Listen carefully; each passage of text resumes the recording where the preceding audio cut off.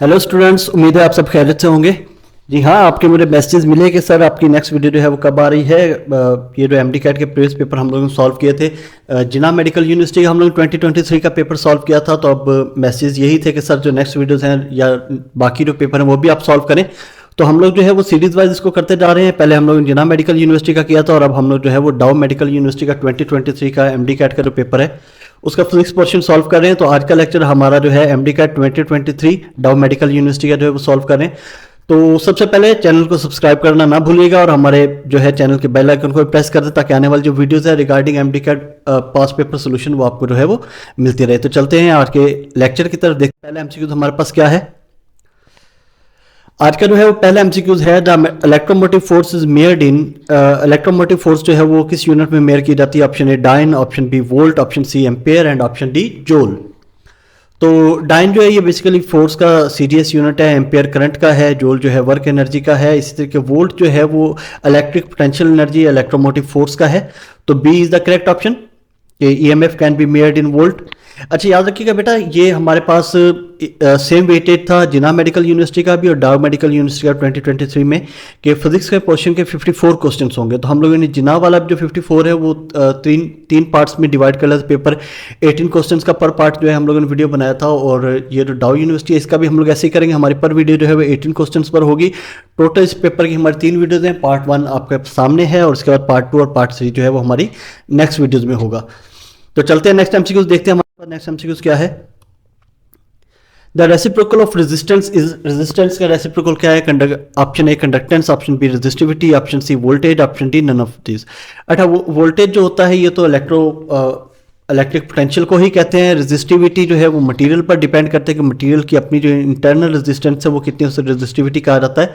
Resistance conductance का मतलब होता है कि कोई मटेरियल जो है वो हीट या इलेक्ट्रिसिटी को कंडक्ट करने की कैपेबिलिटी कितनी रखता है, और रेजिस्टेंस का मतलब है कि उसे रेजिस्ट करने की कैपेबिलिटी। तो ये दोनों एक दूसरे के रेसिप्रोकल है। So option A the reciprocal of resistance is conductance, this is the correct option. Next MCQs देखते हैं। नेक्स्ट एमसीक्यूज है An electric kettle of 1500 watts rating boils a certain quantity of water in 5 minutes. The heat generated for boiling this water is, ये कह रहा है कि एक electric cattle जो है वो 1500 वाट पर पानी को बॉयल करिए 5 मिनट में, यानी कि 5 मिनट में 1500 वाट वो पावर लेकर एक पानी की एक मखसूस क्वांटिटी, सर्टेन क्वांटिटी को जो है बॉयल कर रही है। तो आप हमें ये बताएं कि उस पानी को बॉयल करने में उसने जितनी हीट जनरेट की वो कितनी हीट होगी। तो सिंपली हमारे पास पावर का फार्मूला होता है P is equal to W/T या E/T energy upon time.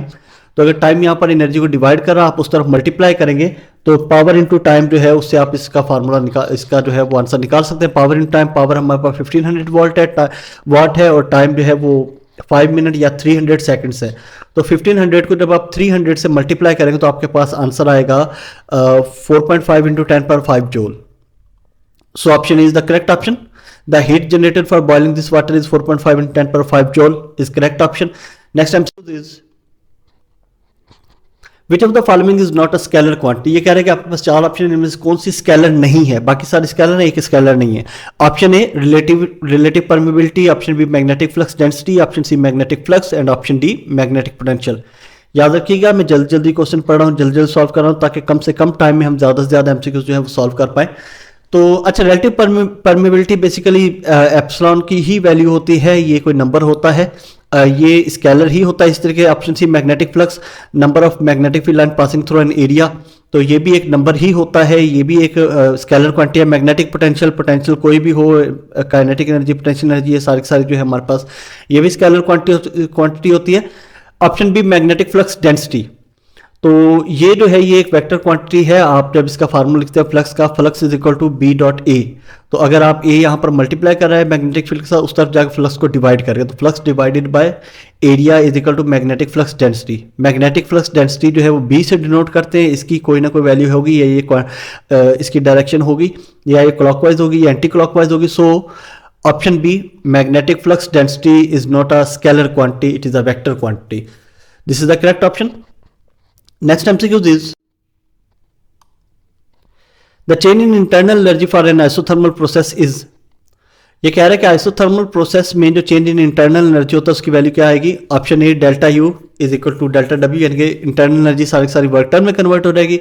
Option B, internal energy में कोई चेंज नहीं आएगा, जीरो होगा। ऑप्शन सी, इंटरनल एनर्जी जो है वो चेंज इन हीट एनर्जी में कन्वर्ट हो जाएगी। और ऑप्शन डी जो है वो internal energy work done on the system में कन्वर्ट हो जाएगी। माइनस ओमेगा का मतलब कि ऑन द सिस्टम जो है वर्क डन हो रहा है।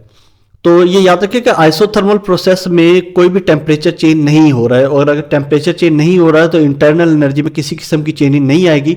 सो change in internal energy will be equal to zero. So option B is the correct option.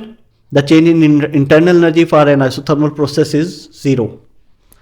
Next MCQ is, in thermodynamics process an internal energy of system decreases by 300 joule over same time interval, 120 joule of work is done on system, find energy transferred from it by heat। अच्छा, ये हमारे पास first law of thermodynamics का question है, delta Q is equal to delta U plus delta W. तो delta W जो है वो हमसे पूछ रहा है, तो अगर आप डेल्टा यू को इस तरफ है, इसको इज इक्वल टू दूसरी तरफ लेकर जाएंगे तो हमारे पास डेल्टा डब्ल्यू जो हो जाएगा वो बराबर हो जाएगा delta Q minus delta U. अच्छा, डेल्टा क्यू जो है वो हमारे पास ये कह रहा है कि डिक्रीज हुआ 300 जूल, तो ये माइनस 300, और माइनस जो इंटरनल एनर्जी है 120 जूल, तो माइनस 300 जूल और माइनस 120 जूल, ये टोटल हमारे पास माइनस का 420 जूल जो है वो वर्क डन बनेगा। तो option D, this is the correct option. Minus का मतलब ये है कि वर्केबल या पॉजिटिव एनर्जी जो है वो हमारे पास सिस्टम में से आउट हुई है, तो इतनी डिक्रीज होने के बाद इतनी एनर्जी सिस्टम में से आउट हो जाएगी। So option D is the correct option. Next MCQ is, the energy of light is determined by dash of its photons. ये कह रहा है कि लाइट की जो एनर्जी है वो किस चीज से डिटरमाइन की जाती है, फोटॉन के। तो ऑप्शन जो है हमारे पास ये amplitude, B frequency, C velocity, option D none of this.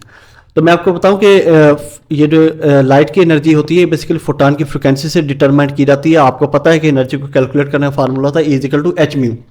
इसके अलावा is equal to h c over lambda भी होता है, तो वेवलेंथ से भी आप कर सकते हैं, फ्रीक्वेंसी से भी। तो यहाँ पर वेवलेंथ ऑप्शन नहीं है, frequency is equal to H mu, H Planck's constant है, so energy is directly proportional to the frequency of the MCQ is,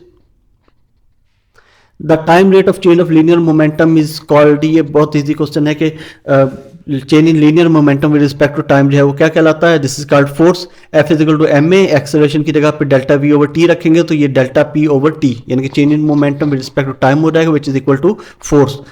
so force can be calculate, ये न्यूटन के सेकंड लॉ को define करने का दूसरा तरीका भी है कि force can be calculated by change in linear momentum with respect to time. आप इससे भी फोर्स को कैलकुलेट कर सकते हैं। So option A is correct option. अच्छा, ऑप्शन बी जो है इंपल्स का मतलब होता है कि force applied for a very short interval of time. तो ये फोर्स जो होती है उससे जो चेंज इन मोमेंटम आता है, force applied for a very short interval of time, यानी कि आपने किसी चीज़ पर थोड़ी सी देर के लिए फोर्स अप्लाई की और जो चेंज इन मोमेंटम होगा उसे इंपल्स कहा जाता है। ग्रेविटी जो है उसका यूनिट मीटर पर सेकंड स्क्वायर होता है, वो फोर्स नहीं होती, इस तरीके से एक्सेलरेशन भी नहीं है। So option is correct option. Next MCQ is, moving isolated charge particle produces. ये कह रहा है कि एक चार्ज पार्टिकल जो है वो मूव हो रहा है तो वो क्या प्रोड्यूस करेगा। Option A only electric field, option B only magnetic field, option C both electric and magnetic field, option D neither the electric field nor the magnetic field. अच्छा, मूविंग चार्ज जो है वो इलेक्ट्रिक फील्ड प्रोड्यूस करेगा magnetic. देखें, charge जब rest में होता है तो उसके सराउंडिंग का जो एरिया होता है उसे हम लोग इलेक्ट्रिक फील्ड कहते हैं, यानी कि चार्ज जो है आइसोलेटेड चार्ज जब रेस्ट में होगा तो इलेक्ट्रिक फील्ड प्रोड्यूस करेगा, जब मोशन में होगा तो मैग्नेटिक फील्ड प्रोड्यूस करेगा। लेकिन सिर्फ मैग्नेटिक फील्ड प्रोड्यूस नहीं करेगा, चार्ज जब मोशन में होगा तो इलेक्ट्रिक फील्ड तो उसकी होगी ही होगी, एडिशनली जो है मैग्नेटिक फील्ड वो प्रोड्यूस करना शुरू करेगा। So moving charge has both electric and magnetic field surrounding that charge. तो option C is correct option, that a moving isolated charge particle produce both electric and magnetic fields. Next MCQs देखते हैं।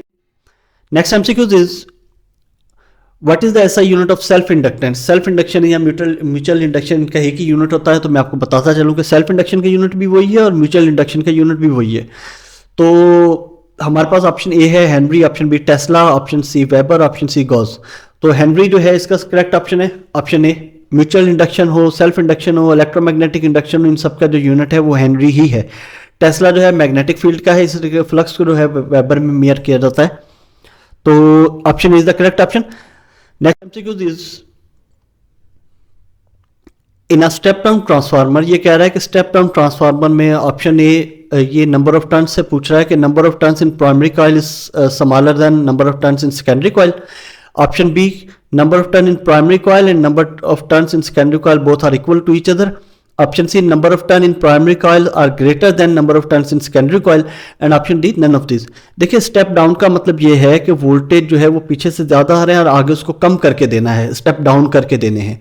तो इसके लिए आप क्या करेंगे, primary coil में जो है वो नंबर ऑफ टर्न्स ज़्यादा होंगे और सेकेंडरी में कम होंगे, तभी वो स्टेप डाउन ट्रांसफार्मर जो है वो बिहेव करेगा. तो option C is correct option. Primary coil में जो नंबर ऑफ टर्न्स होंगे वो ग्रेटर होंगे as compare to secondary coil.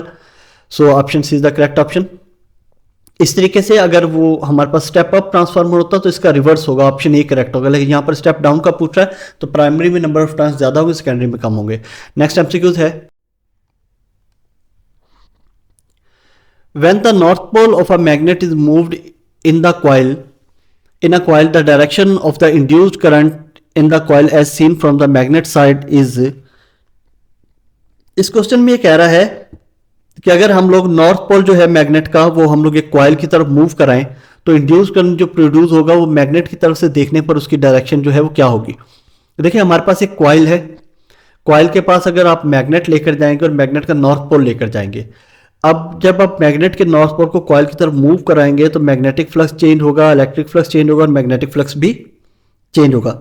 तो मैग्नेटिक फ्लक्स की चेंजिंग की वजह से जो है वो करंट प्रोड्यूस होगा. सिंपल सी चीज़ है, कॉइल के पास मैग्नेट को लेकर आएंगे, जब आप करीब आते जाएंगे तो मैग्नेटिक फ्लक्स चेंज होगा, फ्लक्स के चेंज होने की वजह से करंट प्रोड्यूस होगा.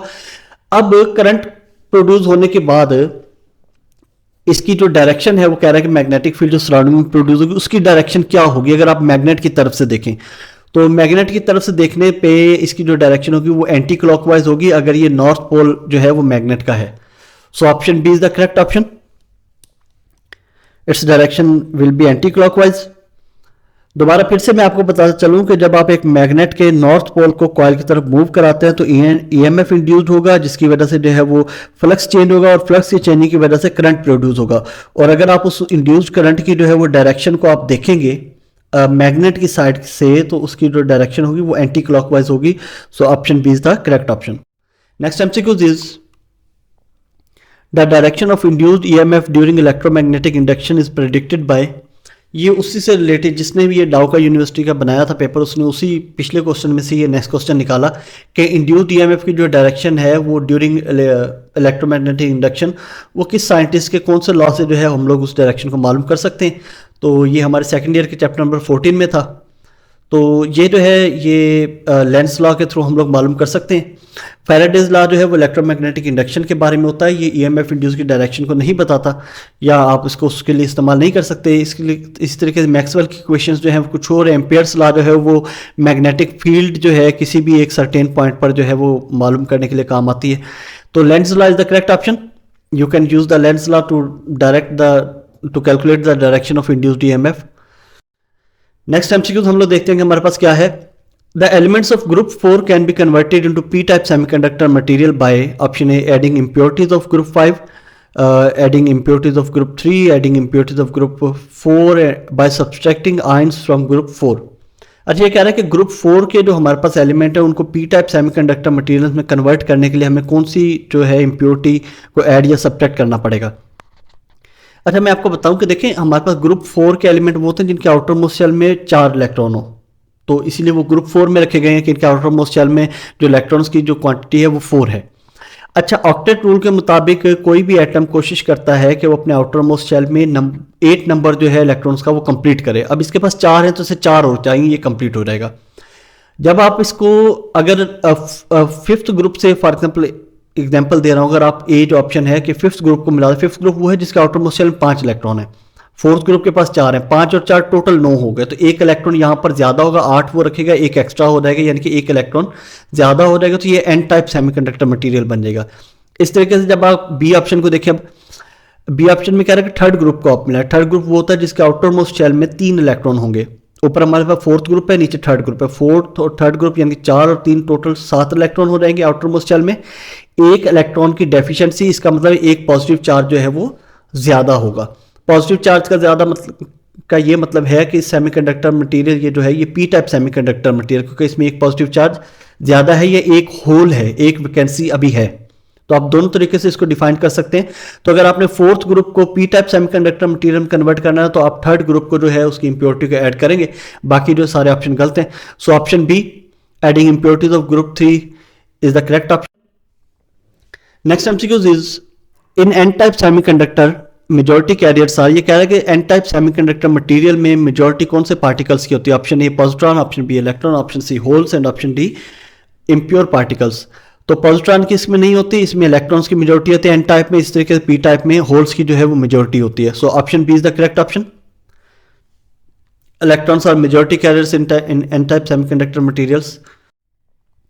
Next MCQs is according to Bohr's theory the angular momentum for an electron is, ये कह रहा है कि बोहर थ्योरी के मुताबिक एंगुलर मोमेंटम किसी भी इलेक्ट्रॉन का वो कितना होना चाहिए? Option A 5h/3 pi, h का मतलब प्लांक्स कांस्टेंट, इस तरीके से option B nh/2 pi, option C 2h/n pi and option D h/पाई। तो बोहर थ्योरी के मुताबिक जो है वो angular momentum mvr should be equal to nh/2 pi. So option B is the correct option. Angular momentum should be equal to nh/2 pi या nh cut भी होता है, क्योंकि h कट की वैल्यू h/2 पाई के इक्वल होती है। तो this is the correct option. Next MCQs is the product of half life and decay constant is, ये हमारे पास जो है रेडियो एक्टिविटी से लिया गया है कि हाफ लाइफ और डिके कांस्टेंट को अगर मल्टीप्लाई करेंगे तो क्या आएगा? याद रखिएगा कि हाफ लाइफ का फार्मूला होता है log of 2 divided by decay constant. तो log ऑफ 2 की जब हम लोग वैल्यू लेते हैं तो वो आती है 0.693। तो हाफ लाइफ बराबर होती है 0.693 डिवाइडेड बाय डिके कांस्टेंट। तो ये डिके कांस्टेंट उस तरफ डिवाइड कर इस तरफ आकर मल्टीप्लाई करेगा, so the product of half life and decay constant is equal to 0.693, हमारे पास इसकी वैल्यू आ जाएगी। So option B is the correct option. Next MCQs is in an NPN transistor the current IE flows from emitter to collector is, ये कह रहे हैं कि एनपीएन ट्रांजिस्टर में जो एमीटर करंट होता है जो मीटर से कलेक्टर की तरफ फ्लो करेगा उसकी वैल्यू कैसे कैलकुलेट कर सकते हैं? ये करंट जो होगा वो base current plus emitter current, option A collector current plus emitter current, option C base current plus collector current and option D base current plus collector current. तो ये हमारे पास जो है वो डी ऑप्शन इसका करेक्ट होगा। याद रखिएगा कि मीटर जो है वो उसका करंट डबल होता है, उसमें कुछ ही बाकी तो एक तो कलेक्टर करंट होता है और कुछ जो है वो बेस की तरफ जो आने वाला करंट है वो भी उसमें ऐड होगा। तो एज अ रिजल्ट हमारे पास जो करंट होगा वो कुछ उसे आप कह सकते हैं कि ये थोड़ा सा सिग्निफिकेंट होगा, ज़्यादा प्रोमिनेंट होगा, स्लाइटली मोर होगा कलेक्टर करंट से। तो वो जो है वो बेस करंट से आ रहा होता है। तो IE is equal to IB plus IC, total current हमारे पास जो होता है वो base current plus collector current होता है। So option D is the correct option. तो आज का लेक्चर जो है हमारा यहां तक ही था। हम लोगों ने इसका पार्ट 1 जो है वो सॉल्व किया है डाउ यूनिवर्सिटी ऑफ हेल्थ साइंसेज के पेपर का। नेक्स्ट जो है वो हम लोग पार्ट 2 और पार्ट 3 को भी जल्दी हम लोग अपलोड करेंगे। उम्मीद है कि आपको हमारी ये वीडियो पसंद आई होगी। नेक्स्ट वीडियोस को देखने के लिए हमारे साथ जुड़े रहें, हमारे चैनल को सब्सक्राइब करें, शेयर भी करें और लाइक भी करें। Thank you.